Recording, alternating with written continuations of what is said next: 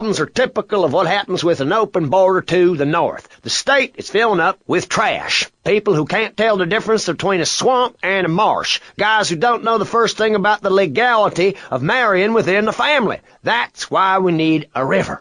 People, I'm telling you, pick up your spades, go into your garden, start digging as deep and as far as you can. Pretty soon the whole state will be flooded and ruined, and then they'll have to leave. We must build a moat to the north, or they will come down and ruin this great state. And, Mr. Hickory, were you born in Florida? What a stupid question of all the cheek. Were you? Of course not. No one's been born in Florida since 1877, but I've been here for 5 years, which is a very long time. Yes, it is. A very long time. Almost as long as this show. Ladies and gentlemen, you're listening to Pressing Issues with me, Maurice Chavez, presiding over some of the least informed debate on the radio. In this episode of Pressing the Issue, we had Alex Shrub, Callum Crayshaw, and John Florida Hickory discussing safety. I guess you've all got to make up your own minds. Should we be as wet as fish, or a corrupt money-grabbing thief? Gentlemen, I feel we really got somewhere, and that Vice City and people everywhere know a lot more than they did before we began. And now, over to Jonathan and Melissa to talk to you about public radio in your area. You're listening to VCPR, the radio station for disoriented and unrealistic college professors who wear fuzzy sweaters and find everything terribly interesting. I'm Michelle Montanius. And I'm Jonathan Freeloader. Public radio is very important. You may have heard my recent hour-long story about my hike in the park. That was fascinating and very important for everyone, even the blind. Play a selection, Jonathan. I think this is the part where I came to the big tree. I almost felt like I was there. You won't get this kind of nauseating detail on commercial radio. VCPR is 100% commercial free. Absolutely nothing interrupts your enjoyment of our fine programming and ability to tackle the important things like Jonathan's walk in the park. But we need you. Think of yourself as a member of this station, except you aren't allowed in the doors. That's an important metaphor for life. Yes, how wonderful would it be to own an hour of this radio station? We just got an enormous pledge from Farewell Ranch. That's great. Farewell Ranch is a great place to take your loved one. Just dial 866-9-BURY-ME. Remember, VCPR is commercial and interest-free. Donate your money now. Let's get back to pressing issues. Thank you, guys. So, we're back on Pressing Issues. Just one of many fine shows you'll hear if you have the patience to listen to public radio.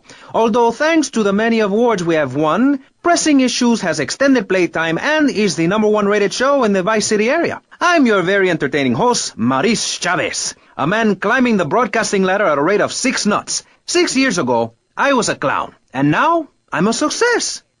Think about it. Imagine where I could be in 10 years. I could achieve anything. Anyway, morality. What is it? Why do we need it? Our ancestors, shortly after discovering fire, built tools to beat each other over the head and discover how to make meat to celebrate with afterwards. Then Columbus came over, shut down the Pilgrim Discos. Why? All very confusing if you ask me. And you did. And I asked myself, that is a perfect subject for a region-wide discussion show, which is very lucky because I happen to host one. To discuss the subject of morality, we have firebrand preacher Pastor Richards, the head of the Pastor Richards Salvation Statue Organization, a group which plans to raise enough money to build a statue of Pastor Richards himself. We also have John Brown, leader of Moms Against Popular Culture, or MAPC. Or is it MAPS? MAPK? I don't know. We're deep in acronym hell right now, or is it purgatory? And finally, we have Barry Stark, author of the book As Nature Intended. He's the editor of Vice City's Naturist News, and is working feverishly, it says here, to bring more nude recreation to Vice City. To protect the dignity of our other panelists, we place Mr. Barry Stark behind a divider. I'm naked back here. It's my right as a person. Yes. Let's start with the obvious, yes? Is it moral to be naked? Yes. You can't stop me. Well, I'm a mother, so I have to deal with this issue every day. My adorable kids have learned that it's wrong to be naked. When it's bath time, they know to put on a bathing costume. That's also the reason there are no mirrors in my house. Nudity leads to bad, naughty things. Maurice, if I may interrupt, I haven't worn clothes since 1982.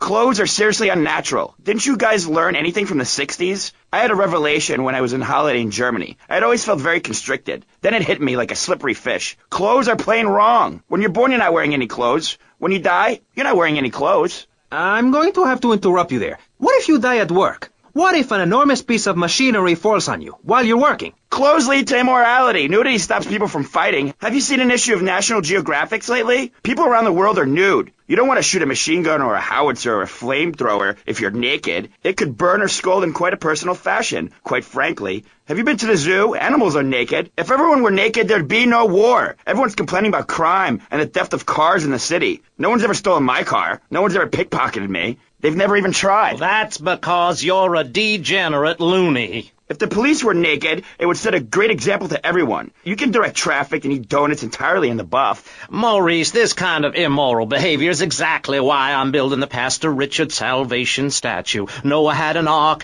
Texans had the Alamo, and I am building a highly fortified structure in my image. Simple. This 50-story statue will be able to deflect alpha, gamma, and beta radiation. The day is coming, and coming soon, where the artificial suns will rain down to punish the degenerates of this city, but you can save yourself. The Pastor Richard Salvation statue will be a completely self-sufficient community. We have canned food rations, private living quarters, and enough supplies to survive happily the predicted 40,000 years of nuclear winter. In Phase 2, and with funding from NASA, we will equip this massive statue with rockets. So when the poopy hits the proverbial fan, we will load up the statue with all of the people who have saved themselves through generous donations, blast into space, and colonize Saturn with a race of morally correct, affluent people ruled by me. Will there be naked people? No, turd brain. It's morally corrupt people like you we're shielding ourselves from. Liberals, degenerates, the Welsh.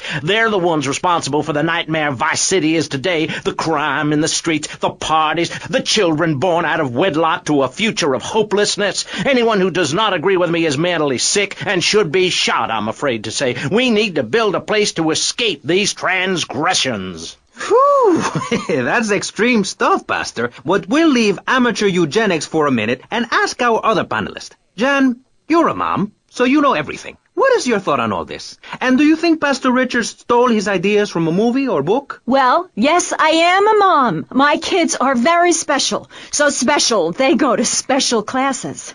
Now, I teach my kids history to give them perspective. Last night I was telling them about how Magellan sailed around the Strait of Magellan and met some friendly natives that gave him supplies.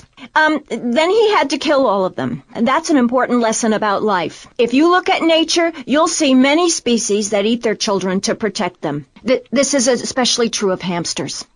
It's about putting the family first. That's really important to me, and where a lot of my morality comes from. And if you don't like it, find your own husband and stay away from mine, okay?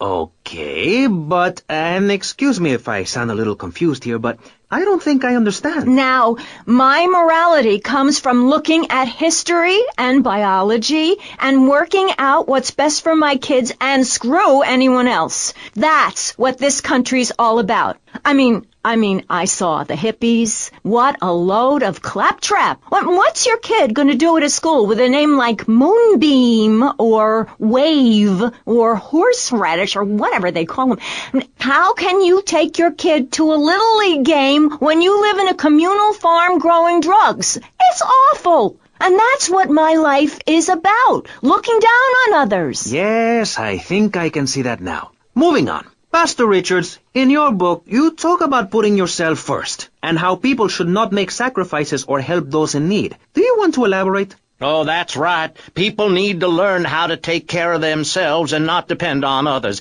If you read chapter 45 of my book, I talk about how being selfish is a virtue. The best thing you can do for someone that needs help is to tell them to help themselves. That builds moral character. Morality, Maurice. There's not much left in this city. Every time a culture has taken on the doctrine of helping your fellow man, we get thrown into the dark ages. Look at